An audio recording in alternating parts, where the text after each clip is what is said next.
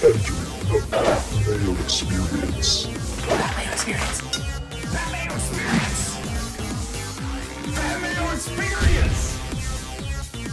Experience. Welcome to the Pat Mayo Experience, presented by Underdog Travelers Championship Picks, Bets, Preview. Well, there's not really anything to bet on for the Travelers Championship yet, but I give you one guy whose odds I might be a little bit higher on than maybe the books will because he had such a horrendous U.S. Open. I'm not too concerned about that. We're going to dig into the performance of winners at the U.S. Open the week before, what this has looked like since it's become a signature event, because it is 72 players, no cut. Luke Clanton in the field this time around. Some history of what has happened at TPC River Highlands over the years and the players that we want to target. I have 5 guys from down the board as well that I actually think fit this course pretty well, and maybe we can sneak some value on, because with Scotty and Rory both in the field, you're going to get great odds on some of these guys down the list. Now, you might have to play it with the top 5 or play it in the without Scotty, Rory market, because Scotty is the defending champion, and so much of the final results of the U.S. Open are going to dictate a lot of what happens at the top of this leaderboard.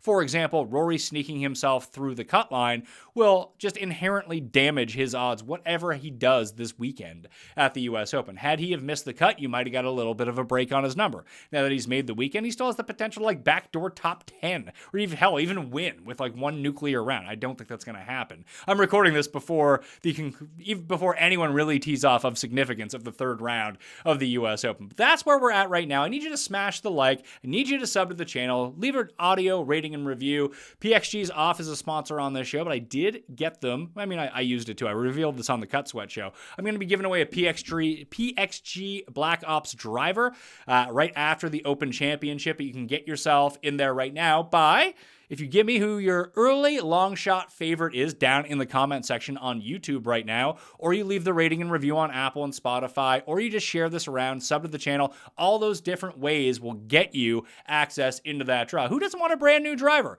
Not actually brand new, because I used it a few times to test it out. I had to for the read that I was doing for PXG, but I now have 2 of those drivers, so I'm going to give one of them to one of you good people out there. So give me your long shot favorite down into the description. Use code Mayo at Underdog and CoolBet. If you're in Canada, outside of Ontario, hit the description for all that along with the newsletter. We'll have the full write-up coming out on Monday after the U.S. Open recap and Picks and Bet show with Jeff Feinberg. But enough of me. Let's get to the course. TPC River Highlands, located just outside of Hartford in Cromwell, Connecticut. It's a par 70. It is the shortest course on the PGA Tour, 6,844 yards. It's a blend between bentgrass and POA. That changed about 6 years ago. More on that in a second. 69 nice bunkers scattered across the grounds. 5 holes with water in play and pretty tiny greens. Only 5,000 square feet in size, a Pete Dye design. Taking a look back at what happened last year, Scotty Scheffler won in a playoff with Tom Kim, and if you don't quite remember watching it live, there was a protest on the 72nd hole where weirdos came in and started firing off, I don't know if it was fireworks or smoke bombs. They were full of color, and then they had to play that in the playoff hole on number 18 with the ruined green. It was pretty terrible, although quite a sight to be seen. The average fairway widths in landing areas are around 30 yards. There was a new irrigation system installed 2 years ago at this point, so you can dry it out a little bit if there's rain throughout the week. As mentioned, it is the shortest course on tour, and it boasts 8 par 4s measuring between 400 and 450 yards while playing as a par 70. There are another 2 par 3s coming in below 400 yards as well, the most notable being number 15. It's a drivable, just under 300-yard hole that over 90% of the field goes for from the tee box. And even if you miss, because you can fly it into the water on the other side of the green, it's very reminiscent of number, I believe it's 12 now, at the Players' Championship at TPC Scottsdale. Obviously, another Pete Dye design. That one you can get away with laying up. At this one, even if you hit it into the water, it's a pretty easy up and down, so there's not a lot of risk in actually going for it.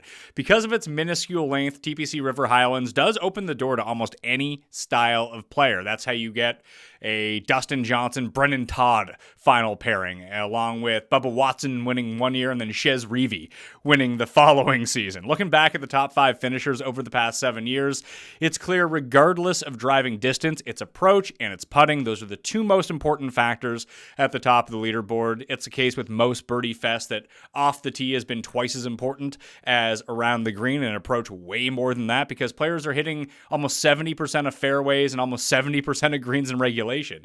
Big hitters don't have to dial back with their drivers. They can go full blow if they really want to, but everyone in the field can almost pick the spot where they want to get to their preferred wedge range. If they want to be a half wedge, a full wedge, you'll see guys dial it back a little bit, but they'll get to the spots where they need to get in order to attack these pins.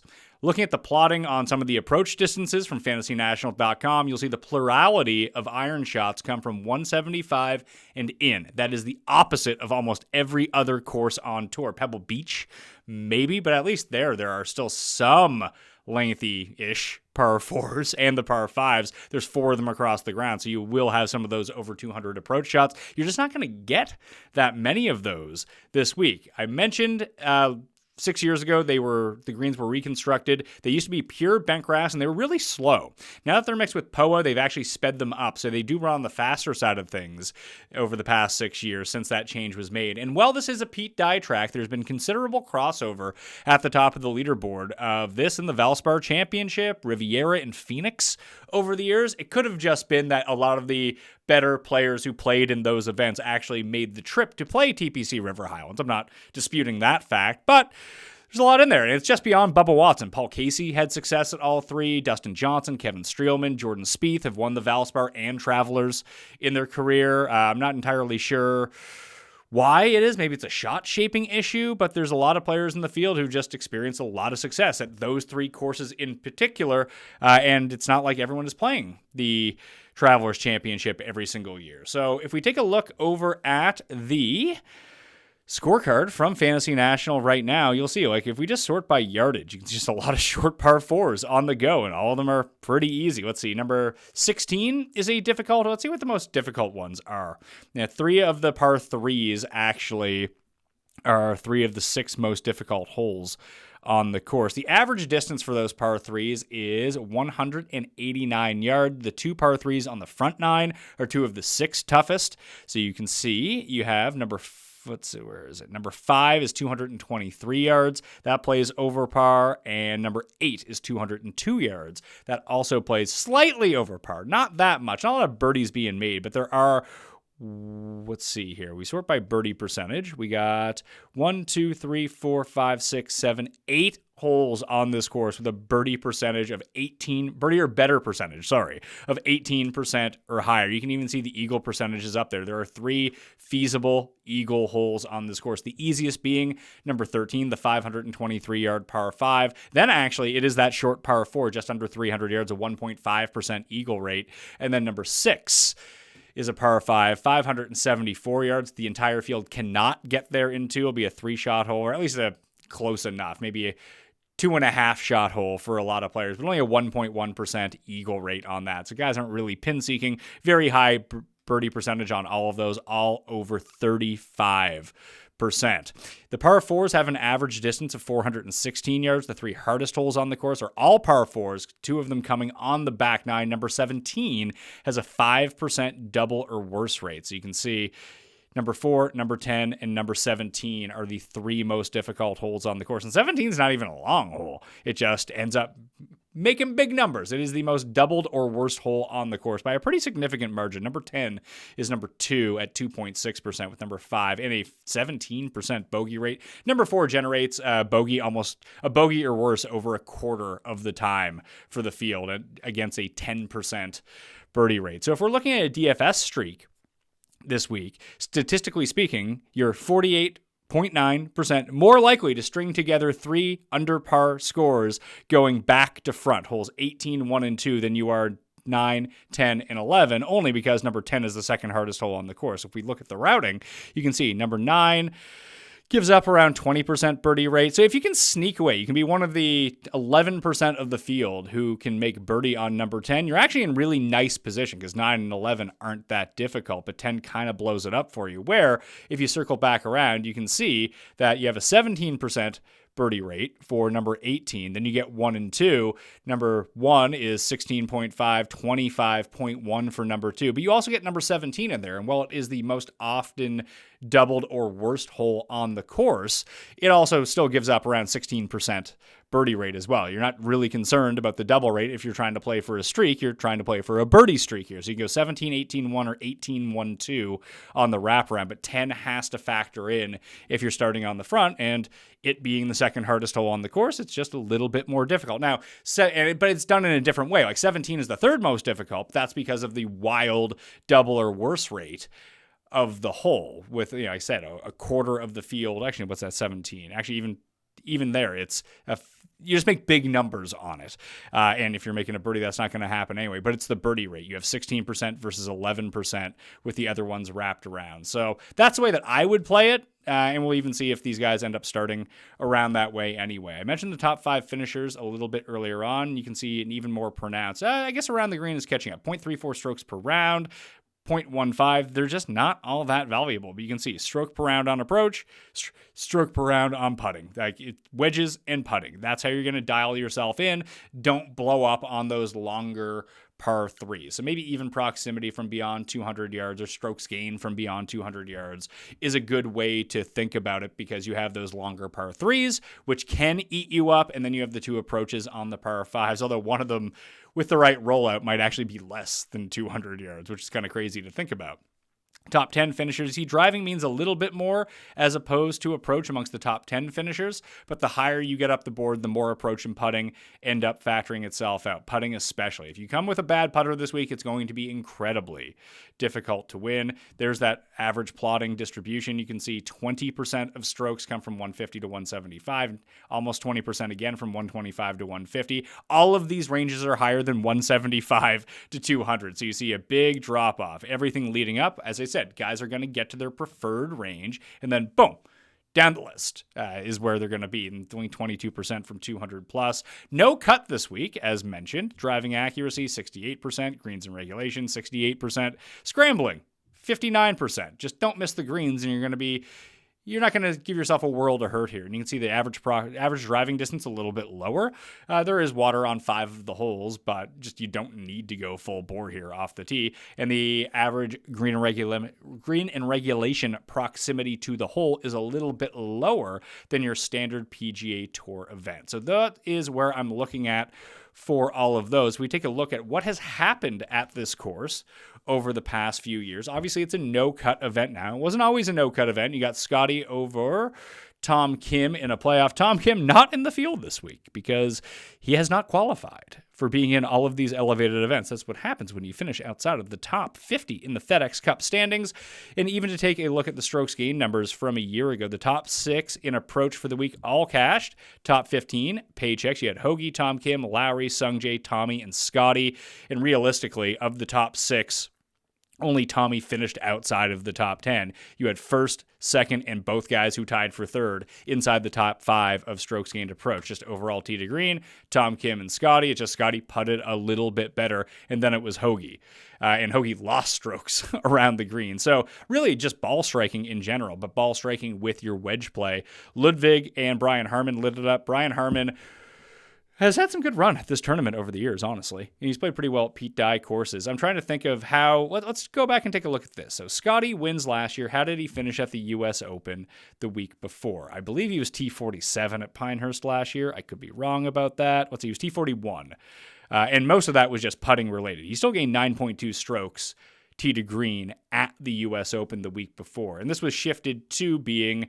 around that time, 2023, you had Keegan Bradley. Let's say Keegan Bradley finished at the U.S. Open. Just trying to see if we can tie any sort of U.S. Open stuff. Because I know Harris English had a top 5 at Torrey. Then the next week he traveled across the country and won. Shez Reavie was top 5 at Pebble Beach, then traveled across the country and won the next week there as well. So maybe it's a West Coast thing for that. Let's go down. Travelers. Keegan missed the cut at the U.S. Open. Obviously, Keegan, famously from the Northeast and this area, so a very good hometown winner. He gained 7 strokes putting, 7 strokes on approach. That is sort of the key to winning this event, but did miss and was actually hitting his irons very, very poorly. going into the event. And then, boom, just kind of turned the season around, got that win. Keegan does that from time to time, too. You can see that he had lost a bunch of strokes at the St. Jude last year before winning at the BMW Championship. So he just kind of goes hot and cold with it. Did lose strokes putting last year in his win, which is kind of crazy to think about. Keegan Bradley was the best on approach and putter for the week, and he won by a bunch. 11 of the top 12 finishers gained strokes around the green, weirdly enough, in that particular year, but Keegan was just running away with it. So we had two poor performances. Then you had Xander winning in 2022. I'm going to guess he came top 10 or top 15 at the U.S. Open because that's what he does every year. This was a part of a Xander run where he won back-to-back weeks. He was 14th at the U.S. Open. I think that was at Brookline in the same area. It was at the Country Club Brookline in the same area, actually. It's actually a good spot for the U.S. Open if the Travelers is going to be played the week after. You go from outside Boston, drive down 45 minutes, get to this course, but he won Travelers, and then he won the Genesis. Taking a look at what happened that year, each of the top 7 finishers gained over 4 strokes with their putter. They all gained putting in the 5 to 10 feet range. That's going to be important when I look at a specialized scoring model coming up a little bit later on. 8 of the top 12 finishers gained ground on the field from proximity 100 to 125 yards as well. Harris English won the year before that. That was when he outdueled Kramer Hickok in what felt like the playoff that would never end. It was a cut event that year as well, and the field was not signature, so it was not as strong, but still pretty good. I was actually looking at Sam Burns for this event. Obviously, if he ends up winning the U.S. Open, I don't know how I feel about that, but second in Canada, leading the U.S. Open as I am speaking about this. That's after round 2. They have not got on the course yet for round 3 by the time that I'm recording this, although you're probably watching it much after. Sam Burns could have shot -7 or +20 today. Who knows? Cantlay's been actually pretty good here as well. 5 of the top 6 putters that week finished with at least a share of 5th place. Bryce Garnett finished T5. He gained 14 strokes putting and lost everywhere. Now I need to go take a look at this in 2021. We'll take a look at Harris as well. This was the Torrey Pines year that Rahm won the U.S. Open, and feel like we got a really good Harris English performance. Yeah, he was 3rd at the U.S. Open that year. Then he went to the St. Jude and actually finished 4th and got himself into the Tour Championship. Congratulations to you, Harris English. And before that, he was playing in the Palmetto Championship. So, yeah, Harris English goes hot and cold for a while, but he was a very popular play this week, very popular pick at the U.S. Open. And as I look at the 3rd round right now, he has the worst score of anyone who made the cut. So he might be out of sight, out of mind. People feel burned by him, or maybe they don't. It's 2025. People don't really buy into that as much anymore, but worth taking a look at to see if he comes in a little bit undervalued. Might not end up being the case solely because he is a former winner at this course. Here we go. Let's see how he did that year. Yeah, just kind of pieced it together. 8.2 tee to green, gained a bunch putting. Hickok was more putting than anything else. Hickok actually lost on approach, as did Leishman. So this was a year where there wasn't a lot just because people gained so many. Hammer and Hank Lebioda. This was a middle of a wild run for Lebioda, who's, I believe, won on Corn Ferry not too long ago. You'll just see, miscuts. What was he doing in the summer of 2021? Well, 13th, 51st, 17th, 31st, 5th, 4th, 8th. Miscut was never the same again. What a run for someone who is currently on the Corn Ferry Tour. But yeah, he made 7 cuts in a row, had three top 10s in a row, and he had 5 top 20s in those 7 starts. Crazy to think about that some guys can just get hot and then you don't really hear from them all that much again. What's his best finish since? The 2022 3M Open? I guess the 2023 AT&T Pro-Am before it became a signature event. He came T15 that year. And he was 19th at the Fortinet 2 years ago as well. Has not had a PGA Tour start since. It's crazy. I think I actually bet on him that week too. He's just in the middle of those heater runs. Just keep it going. Straka has been pretty good at this course. And over the years, Cantlay has been the best. Herman has been second best. Now, a lot of these guys picked up, I don't want to say cheap results, but it wasn't a signature event until 2 years ago. So a lot of the field just simply was not playing in this tournament. But you can see Cantlay, no finish outside of T13 in any of the past 5 years. Harman has finished top 10 each of the past 4 years. Nothing outside the top 20 and a win for Xander over that time. Scotty just keeps getting better over the past 5 years. Cut 47th, 13th, 4th, 1st. So he's just probably going to win. Rory's played this event quite a bit over the years, has never won won it. Keegan has the win, but he has just up and down results across the board. You see Justin Thomas has top 10s. Could actually be a really nice Justin Thomas course, especially after everyone's going to be so furious with him. And I believe he rates out the best in one of the models that I have ripped through. Could be a really good Akshay course as well. We've seen Akshay put together, he's starting to become Fleetwood-esque, where he's putting together like 2.5 really good rounds per event and then just kind of fades away. Like he played in the final group on Saturday at Memorial, ended up coming in 16th. He doesn't have any high-end results, but these are the courses that I do like him the best at. And look at the past few times he's actually played at either shorter courses or die courses. So you have shorter course in the Charles Schwab, gained on ball striking there, ended up coming 22nd, but a lot of that was due to a lack of chipping, and we know that when he plays well, he can gain around the greens. You just need like a timely chip in or two.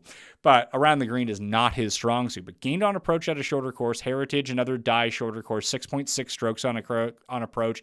TPC, Sawgrass, he came third. 5.6 strokes on approach. I had mentioned earlier about, I guess it wasn't played at Riv this year, so I'm even looking at that. I guess throw that one out. Phoenix I had mentioned earlier. Gained on approach there.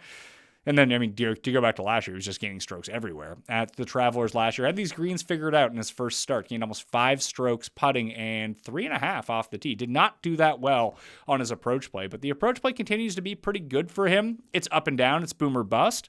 But if he can get back to his regular putting, I mean, I am in the bag for Akshay anyway, but this does seem like a course where he can go compete with the big boys. It's going to be difficult having Rory and Scotty in the field, figuring out what you want to do. I do know that some books are offering the without Scotty, Rory, and Morikawa market, whatever it might be, and some of those are pretty generous, honestly. Like, they're only taking 5 points off some guys. You may as well.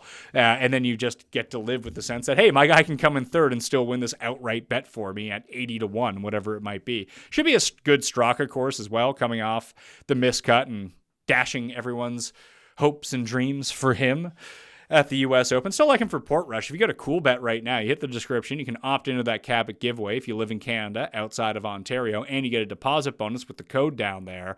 But you can bet sub Straka 100-1 for the Open Championship still there right now. So something to look at when we get back after the break. I am going to be talking about 2 different sets of models, one for the Travelers Championship and one for scoring alone, and see what that gives us. Stay tuned. You ever feel like car shopping's designed to make you second guess yourself? Is this a good price? Am I making the right choice? With CarGurus, you don't have to wonder. They have the most inventory of new and used cars so you can find the best deal.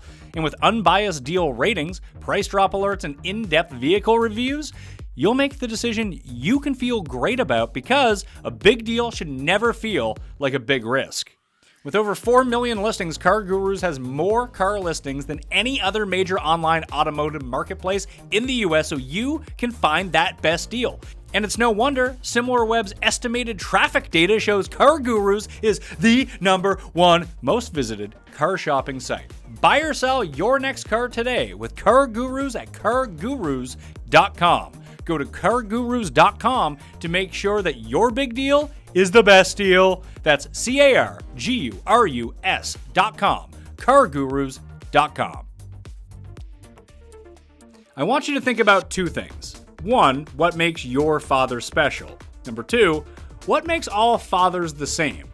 The answer to number 2 is that they are impossible to buy Father's Day gifts for. Who knows what your dad needs? But I can tell you one thing that the vast majority, almost all of fathers enjoy: steak. Barbecuing. It's perfect. When it comes to Father's Day, some things never change. A recent survey shows 75% of Americans agree there's no better way to spend Father's Day than grilling with the family. So, shop omahasteaks.com and give your dad the legendary Heartland quality he deserves. Plus, my listeners get an extra $35 off with promo code MAYO at checkout. Omaha Steaks has been America's original butcher since 1917, a family-owned company with over 100 years of expertise in the meat industry. They also carry mouth-watering burgers, chicken, pork, seafood, dessert, and easy-to-prepare comfort food.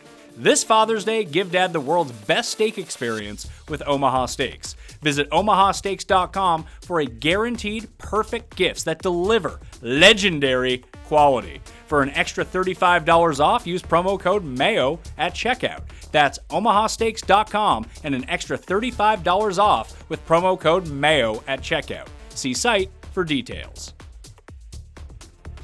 The Travelers Championship, the Northeast's one and only PGA Tour signature event. Can it surpass the excitement of last year's thrilling finale when Scottie Scheffler broke away from the loaded leaderboard with 3 straight birdies on the back 9 during the final round, leading to a dramatic one-hole playoff with Tom Kim, winning him his 6th PGA Tour victory of the season? Will Scottie repeat as champion? Come watch as the world's best PGA Tour players try and dethrone him. All of them competing all 4 days at TPC River Highlands. The action begins June 19th and runs through June 22nd. For tickets and information, visit TravelersChampionship.com to see the greats, including Scottie Scheffler, Rory McIlroy, Xander Schauffele, Ludwig Oberg, and the rest. The Travelers Championship. There is only one. FantasyNational.com/Mayo to get yourself 20% off. I have Travelers, good at the top. Let's see what we got cooking with this model. Strokes gained, ball striking, 24%, sorry. Approach, we're going to take both ends of that. 14% for approach, 10% for off the tee. Par 4 scoring in general, 5%. Par 4 scoring, 400 to 450 yards, 10%. Because we have 8 of them this week, or 7 of them and then 2 below that. Par 5s gained, 10%. Opportunities gained, 5%. Putting, 5 to 10 feet, 10 to 15 feet, 5% apiece. And then the 3 key proximity ranges, 100 through 175, 4, 4, and 6, just to give you a sense of who is the best at that. No one's going to be the greatest at that. Even Scottie, not the best at that. We're looking at past 12 rounds. Let's take a more macro view and go past 36 rounds to see what this tells us. You have Scottie at the top in basically everything outside of that 125 to 150 range. It's funny watching the U.S. Open. That's where actually he was struggling the most. And remember, only 72 players in this field. And Luke Clanton is in on a sponsor's exemption. Did not look very good in Canada, but it's his first start as a professional. We'll see how that goes. Corey Connors comes out at number 2. Clanton, Straka, Morikawa, Thomas, Sugar Shane Lowry, JJ Spawn, Keith Mitchell, Kevin Yu, Fleetwood, Cantlay, Rory, Budley Colley, and Aaron Rai are the top 15. Then you have Daniel Berger. Berger, of note, lost to Spieth in that playoff on the famous club toss to Michael Greller in the big bump when he chipped in to win this tournament. Berger, I don't know where he's going to end up finishing up at the U.S. Open after round 3. I actually liked him to make a move in round 3. It was really just one bad hole in the first 36. He made a quadruple bogey on, I believe it was either number 12 or number 3 on Friday, and he finished at 4 over. I think that's one bad hole. And the same was Keegan. Keegan got himself back, but he just screwed up 2 easy holes, and that was the end of him. So we'll see how that ends up going for those guys. But, a big cross of the board here. Let's take a look at those shorter par 4s. Fleetwood's the best. Scottie, Ari O, JJ Spawn, and Michael Kim long-term. Then you got Sam Stevens, Aaron Rai, Justin Thomas, Nick Taylor, and Luke Clanton. Davis Riley, Woodland, Kevin Yu up there again. In a putting contest, well, Kevin Yu actually made putts at the PGA Championship for the first time in his life. He's actually, in Canada, he actually made putts too. So he's got some good spike putting. This is all of a sudden his bread and butter of great approach play has bit the dust. And now he's making putts again. Really weird stuff when one part of your game goes and the other part counts. But he is one of the more consistent ball strikers. If you could match that up, I'm not thinking about Kevin Yu as a win, but if I can get him with 8 places and he's 170 to 1 in a 72-man field, I could be talked into that, not a problem. Let's look at the short term here, past 12 rounds for the Travelers Championship and see what we got going here. Scottie is still number 1, and then it's Straka, Ben Griffin, Keith Mitchell, and Harry Hall. Lowry, Shane Lowry, Patrick Cantlay, Xander, Connors, Pendrith pops up, and there's JJ Spawn.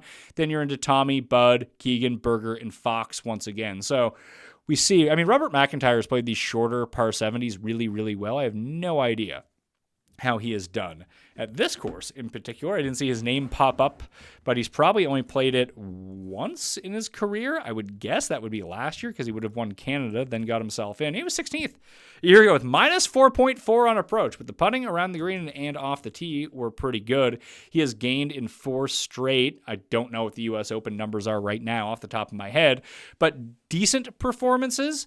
And again, he's played better at these par 70s. At the Canadian Open, he did not. That was a longer par 70, though. was shorter par 70 at Colonial. He was 6th, it's par 72 at the Players, but a shorter course nonetheless. He was 9th, horrible at the Heritage. So he just, listen, there we go at Phoenix. Maybe we can take a look at Valspar as well. Who played at Valspar this year? I want to say Tommy did. Feel like Tommy plays Valspar every single year. I know Xander did because he led an approach. He's another guy that has won this tournament before. Let's see, 11.2 strokes on approach at the Valspar. Just to take a look at who won. Obviously, Victor won. Thomas was in second. Bridgman, okay, we'll throw Bridgman onto the list. I know Bridgman pops up somewhere else. There's Bud Colley. So these would be kind of the guys that I would be looking at, honestly, down the list. Hey, there's Kevin Yu as well. So like Kevin Yu, Bud Colley, Jacob Bridgman, probably the guys that I'd want to bet down the board off the hop. At least they have some sort of connection with this. Griot could probably play himself into this tournament. Wouldn't hate that either. He's playing some pretty decent golf at the moment. And did Victor Perez play himself in? Victor Perez cost me so much money this week. Bet him to miss the cut. And then I had no hole-in-one. Obviously, he makes a hole-in-one and ends up making the cut. Hopefully, Mathieu Pavon can end up coming back for me in the low Frenchman market, or Keegan can just go on a run. That would be nice and win this tournament, and then I'm not too worried about it. Fortunately, I had a miss-the-cut underdog play that really worked out for me. Without that, I would be in dire straits right now from the U.S. Open. With it, not feeling as bad as I probably would. Trying to take a look at what Daniel Berger's odds are right now. Let's see, Daniel Berger. Yeah, I don't even see him on here. Daniel Berger, 110-1 before getting on the course. Don't love that, although I do think that there is someone who can make a run here, unless Victor or Sam Burns ends up running away with it. Might get some WDs from this tournament as well. But that's the short term for all of that. Like, if I'm going to take a look at the 400 to 450, who knows what those holes look like. But guys that are heating up with their wedges, Spawn, Davis Thompson, Shane Lowry, Grazerman, Denny, Bridgman, and Justin Thomas, along with Shane Lowry, all pretty good. The best guy in the field, top 10 in each of those ranges, Shane Lowry coming in. I do wonder, like, should you take a piece of Shane Lowry knowing that people are kind of turning on Shane Lowry at the moment? He's been kind of a jerk, and he was horrible at the U.S. Open, that maybe you finally get a discount for a guy who can't putt or play on Sundays. We'll see how that ends up going. Here's the other model that I wanted to take a look at. It's called Wedges, but it also has, I believe it's 75 to 150 in terms of proximity, and putting 5 to 10 feet, 10 to 15 feet. This is all it is. I call this the scoring model. If you strip out driving in general from everything, what does that look like? So short term, Bridgman is the best in the field, followed by J.J. Spaun, Seb Straka, Harry Hall, and Cantlay. Then Morikawa, Brian Campbell, Keith Mitchell, Rory, of all people. That's stunning to think about, Rory and wedges. But he's been hitting his wedges really well. Denny, Cole, Harmon, Henley, Ben Griffin, then Davis Riley. There's Bud Colley again. Keegan Bradley is up there as well. So that's in the short term what we're looking at. We can even press it down to the last 8 rounds. And this is not factoring in anything from the U.S. Open, which we probably don't even want to factor in anyway, because that course is going to have no correlation to what we're seeing this week. We just go past 8 rounds. Henley, Hall, Straka, Bridgman, Cantlay, Colley, Gary Woodland up there as well. Woodland has always played pretty well at less than driver courses if he needs to take it. Curious to see how he's played at the Travelers over the years. Not very well. How has he played at the Valspar? Pretty good at the Valspar. I think he has a win at the Valspar from like way back when it was the Transitions. There it is. The Transitions Championship at Copperhead. Won in 2011. Old Gary. Probably won't end up on Gary Woodland this week. Just wanted to, flex my off the top of my knowledge. I mean, I wish I could translate this better into winning bets rather than just randomly remembering things that happened 14 years ago. But I guess that's the role that I play in society at this point. Longer term, we take a look at these numbers over the macro period, and I'm calling that past 36. Like, if we take a look at Ludwig, where does past 36 go back for him? It goes back to last year's Tour Championship. So almost a year. I think it's a pretty good when I'm thinking about a macro view on something.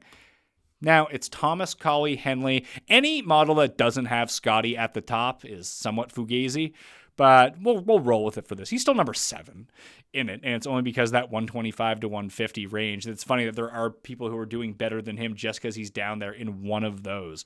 Spawn, we got Thomas, Colley, Henley, Spawn, Bridgman, top 5. So I'm going to highlight Bridgman. I like Bridgman this week, and he was fine for round 1. Not so great in round 2. Ditto for Bud Colley. Bud Colley was firmly in the mix. I'm like, all right, here we go. All I needed those two guys to do was make the cut, and I was having a great week. Colley shot a 43 on his second 9 on Friday to miss the cut at +9. He was like 2 over going into the back 9. I felt good. Like, hey, maybe Bud Colley will go on a run. Not good for Bud Colley. Straka, Scheffler, Morikawa, Keegan, Connors, Bombs is up there as well. And then there's Burns, slowly sneaking his way back in, mainly due to putting. So we can see it's Thomas, Colley, Henley, mainly due to wedges. Ditto for Bridgman. Spawn is just so good from 125 to 150. Maybe that's why he's doing well at the U.S. Open and Scotty's not. Who knows? Keegan, very good from that range as well. Who is the best from that range? Spawn, Keegan, Jaeger, Morikawa, Thomas, Woodland, Straka, Fleetwood, Connors, Glover. I mean, outside of who didn't, I guess a few of those guys didn't make the cut. So I'm just thinking about U.S. Open. Hadwin, Thomas, Colley. Hadwin needs a performance this week, by the way. Because he's in all of these these signature events because he finished top 50 in the FedEx Cup, but he has been abysmal this year. He had a top 10 in Phoenix, and that is it for him. He's way down in the FedEx Cup standings, coming actually off his best approach week of the year at TPC Toronto. But if he doesn't pick up a good finish here or Detroit next week, it could be curtains for his PGA Tour career. He might have to go back to Corn Ferry, which he probably doesn't want to do at this point in time. So this was the other model that I really wanted to look at. What are some other ones I have? Valspar Simple is a decent one that we can look at as well, just thinking about if the Valspar is something that we're going to target, or at least think about targeting. What do we have? Fairways, good drives. Makes no sense that this would be a good correlation, but it does give out Scheffler, Connors, Berger, Henley. We'll put a star next to old Berger in there as well. Colley, Glover. There's Mav, Lowry's up there. So actually guys who have done well at this course. You had Scotty and, maybe Siwoo can finally win. This is the one Pete Dye course where Siwoo, I think, hasn't won. Let's see. Travelers. He has one decent result. That was in 2020, and he came 11th. I don't know. He just cannot putt at this course at all. Crazy to think about when you see, Siwoo's playing some good golf right now. He has the 4 wins. Wyndham, Players, Amex, and Sony. This would kind of, the short course open for him because he can get so dialed in when he's on. He's been pretty dialed in at the moment as well. If we just take a look at what his stats are. Not great at Memorial, not great there, but before that, the approach play had been excellent. Obviously, through 2 rounds, having a pretty good U.S. Open as well. Just, it's so weird to see this. We shrink this down to top 12. I wonder if it gives us some more of the guys that we were looking at. Scotty, Connors, Hall, Fleetwood, Lowry, Bezadenhout, Straka, Berger. Bezadenhout's going to be a bet for people this week. He will not be a bet for me, but he will be a bet this week. Nick Taylor is also a really interesting one to look at. He's just starting to put up good results every single week and even battled back in the second round at the U.S. Open to end up making the cut. Puts well on these bent POA mixes. And we know how hot his putter can get. His approach play has been really good. He's a really terrible wedge player, which is interesting to think about. But I don't know, he's won at shorter courses. He has a win at Pebble. He has a win at Sony. And where's his other win? Did he win the Wyndham? He won one in Phoenix. One at Sanderson Farms. And Sanderson Farms is one that we look at as a correlation with Valspar, albeit against a much weaker field. Just very strange that he is not as good here as you would hope, but maybe he's just starting to play better golf. He's going to be buried on the odds board as well, unless he does something special over the weekend at the U.S. Open. But I would not count on it. But that was a name that I'll add to that list as well. Then you got Siwoo. Yeah, a lot of the same names that keep popping up. Spawn as well. This could be another spot. If Spawn doesn't win the U.S. Open, which he probably won't, at least per the probabilities, he's not going to win, that he is another interesting name to look at this week because he's been playing so well all season long that eventually you think that he can get himself into contention and pull one off. Who knows, though? Normally, I would guess the odds for an event or the Travelers Championship, but so much is going to be unknown about the U.S. Open that I really do think is going to affect the odds. Scotty is going to be the favorite. How big of a favorite is he going to be? Well, at a major championship with 156 players at a tournament he's never won, he was just basically 3-1 or less. And that included all of the top live players, being second and third on the betting board with Bryson and Rahm. Bryson ended up missing the cut, obviously, and Rory ended up falling to fourth. And he was 3-1 in that field. This field only has 72 players, no live players. So I'm guessing, and he's the defending champion. I'm guessing he's 2-1 coming in. I'm not going to bet that, but that's probably what the market is going to dictate for Scotty, especially if he ends up making a run over the weekend. Not necessarily even to win, but if he ends up coming like 4th or something like that. And if he goes par the next 2 days, he can most definitely be in 4th place at +4. If he shoots anything better than that, Scotty can probably get himself back in contention. Rory is almost a default number 2 on this list right now, unless Xander ends up winning. Like, there's so much manipulation on the U.S. Open leaderboard that can go through. Whoever wins or has a great result is going to vault up. Like Victor, if he ends up in the top 5, ditto with Sam Burns, basically shaves 20 points off both of theirs. And if Burns wins, he's shaving 50 points off, probably what his number would have been. But you can guess that like the Justin Thomases of the world, Shane Lowry's of the world, they're going to be pushed down. If Justin Thomas opens at 30-1 or higher, I'm going to bet Justin Thomas. This is a course where all of his best traits can be used. He doesn't need to rely on the driver. He can hit his wedges and maybe he can go nuclear with his putter. It's a good event for him in order to do that. Then beyond that, I have Bridgman, Straka. We'll see where the Straka number ends up coming in. Lowry, if he ends up getting pushed down the board. But it was those guys. Who were the other goobers that I was just talking about? Colley, Bridgman, Nick Taylor, Kim, and Daniel Berger would be the 5 guys, along with Justin Thomas, at bigger odds, if that ends up being the case, that I would want to look to this week. That'll do it for me. Jeff and I will be back on Monday morning with, obviously, the Travelers Championship picks and bets and a full, extensive U.S. Open preview. So smash the like on the way out. Use code Mayo at Underdog to get yourself that deposit bonus of up to $1,000. And I will see you next time. Mayo Experience! Experience!